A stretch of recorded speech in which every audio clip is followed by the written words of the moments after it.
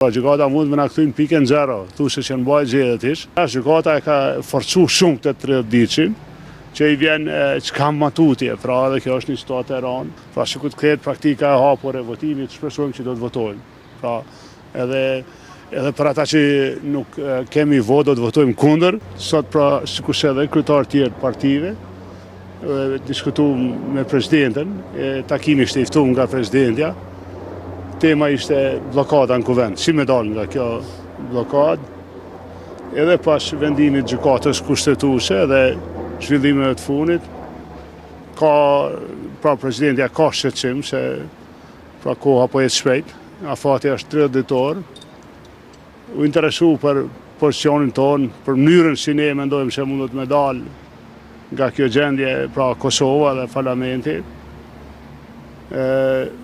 Situata është bukur e rëndë se ne kemi shpresu që pas vendimit gjykatës do ta shfrytëzon mundësinë vetëvendosje me e kthy praktikën, pra me ndryshu praktikën e votimit, me kthy në votim të hapur, eventualisht edhe atër me kalu në kandidat, ai që i merr votat me kalu, e ne kemi shpresu që do të mërime të ndonjë kandidat konsensual që do të jepshin votën.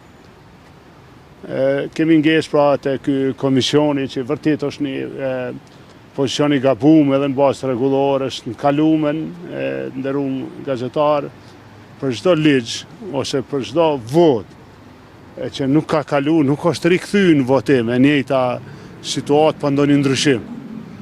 Pra edhe nëse ka pas mundit një grup puna, një komisiona, çka do të qoftë që ka dështuar në votim, nuk është rikthyje i pa plotësuar, i pa amandamentuar.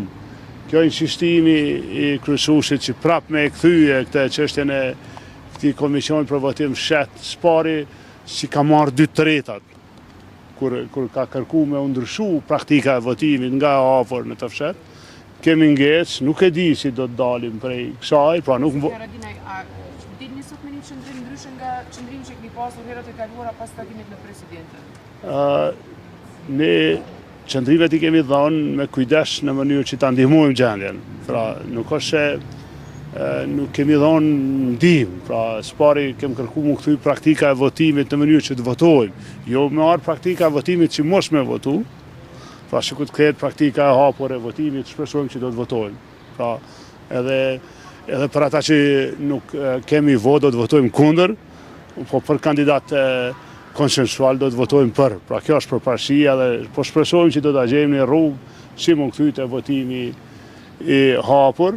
Po kam dëgjuar që po punohet edhe për 2 kërkesa për gjykatën, pra për këtë çështjen e praktikës votimit, gjykatën kushtetuese, po e keqja e kësaj është ato prap marrin kohë, e ne koha po na ec, pra po na shpenzohet. Një temë që u diskutu seriozisht është edhe çka ndodh pas 30 ditë. Pra unë po i ndëgjoj plot që po sqarojnë që shpjegimet në kuadër të vendimit gjykatës, pra aty i referohet disa herë që nuk shkon vendin zgjedhje. Mirë po, një praktikë që unë e di edhe nga përvoja ime ligjore, si e ligjit vendor ndërkombëtar, sqarimet paraprakët të gjitha janë më pak të fuqishme se sa pikat e vendimit. Për çdo gjë që është thonë në këtë dokument, kuptohet, nuk është pa vlerë, po nuk është më e fuqishme se pika e vendimit. Aty ku gjykata vendos që afati 30 ditor, tani ky është vendimi. Edhe me këtë rast gjykata e ka forcu shumë të 30 ditëshin, që i vjen që kam matutje, pra edhe kjo është një situatë e rëndë, po ta shohim bashkërisht. E falenderova presidenten. Ju lutem, unë jam pjesë e opozitës, çdo iniciativë dhe çdo angazhim më të madh të kolegëve të mi opozitar, partive më të mëdha opozitare e shqyrtojmë.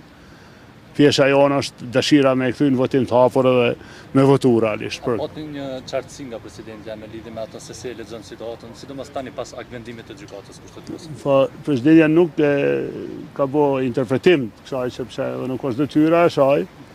Mirë po ajo thashe duhet ta me ju drejtu dhe ajo gjykatës në rast se pra situata mbeten njëjtë në këtë 30 ditë nëse s'di me zgjidhjen tash. Cilat do të jetë sjellja e aleancës sot Haradinaj pasi që kemi thënë që do duhet të merrni diçka që ta lëni këtë praktikë, do të keni ndonjë aksion ose diçka që të kryej seancave të ardhshme apo thjesht do të pesni desat në telefonat të cilët caktuar të shkojnë.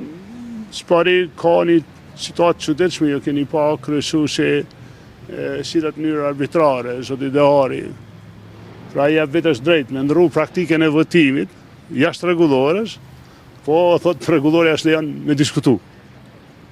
Me lejet i ke ngrit një temë që s'ki unitet në parlament. Për shembull, ai thot, po kërkoj mu votu një komision që s'ka unitet në parlament. Atëre e drejta me thonë mendim, është edhe një mundësi, mund gjetë ai unitet, ai e ndalon fjalën, kjo është një praktikë bukur e çuditshme, nuk po doj me avancu shumë.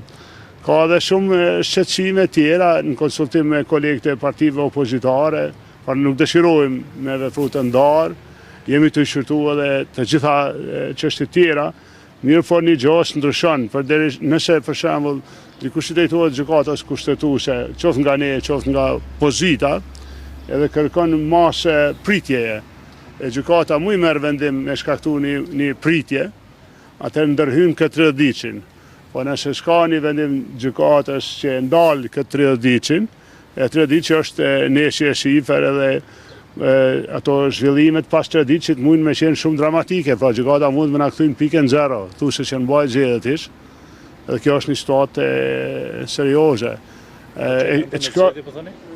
Për shembull, në ka raste që gjykata thotë se ata që janë zgjedh e kanë humbur mandatin e vet, se se kanë ushtruar funksionin, na bërgon parlamentin në tërësi. Këtë brez politik e çon shpe. Thot, nuk e keni kry detyrën, shkoni shpe. A mund ngarkuar me vepra penale, pasi edhe kjo është një ndër nëse respektohet gjykatës kushtetuese për atë që kanë vepra penale. Futo tani e drejta e deputetit e vendimet në parlamente, ju i dini janë vendime që nuk i kafe e drejta penale, po janë vendimet e mandatit.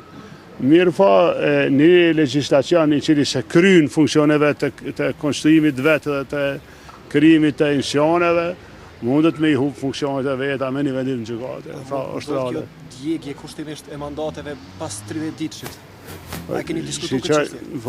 Me thënë, kjo vetëm mendimi im, nuk është se kam ndonjë informat, po në bazë ligjit edhe kombëtar, në këtë rast po ndërkombëtar, kur një gjykate mbyll një afat kohor, nuk kalon një mënyrë tjetër me rihap. Pra definitivisht unë mendoj se kjo veç ka ndodhur. Pra 30 ditë që e ka mbyll, e drejta jonë me u konstituoj është 30 ditë, kalon 30 ditë, na se kemi mo këtë drejtë. Ky parlament, kjo legjislaturë, këta deputet nuk e kanë mo. Qartësisht, zoti Haradinaj ju thotë që me presidentin keni biseduar se çka mund të ndodhë pas 30 ditëve në rast që në këtë fazë nuk bëhet konstituimi i legjislaturës. Po s'ka kompetenca, nuk vendos presidenti edhe ne. Pra gjykata do ta jap pasojën, mund ta precizon, por dikush do të më ju drejtuë, kuptohet mu edhe na, grupet parlamentare, deputetët, po edhe presidentja, po me thonë edhe kështu mbyllja e afatit kohor, pa një mundësi më e rinish, është bukur serioze, nuk e dija e kuptojnë gjithë, po 30 ditë janë pa mundësi me kërkuar 30 tjera, ose me rifillu dishi, po vetëm e kam mbyll, po 30 ditë. Juristat e din që kush lehet një qelç, e din çka do të thonë kjo, është funi. Faleminderit, Nelia.